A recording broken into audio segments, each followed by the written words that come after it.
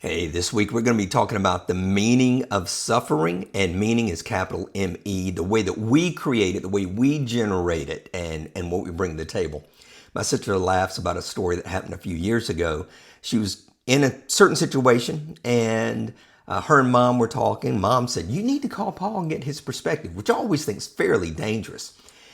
And so I actually go up and see her, and mom's there, and my sister goes through every single detail.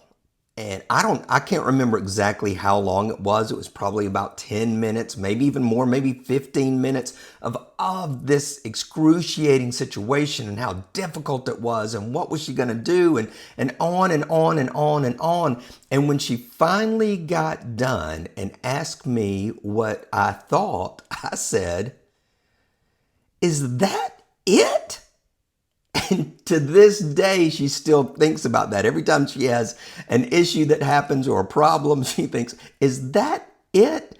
And maybe that's a great question for us.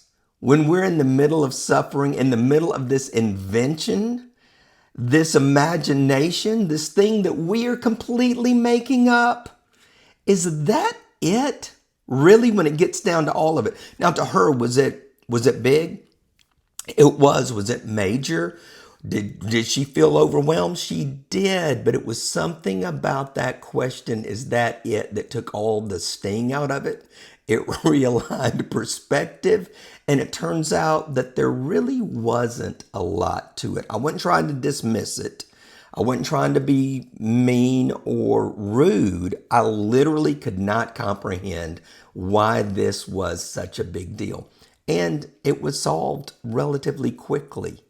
So think about that today. If you're in the middle of suffering or in the middle of stress, is it real or is it made up? Is that it? Be blessed.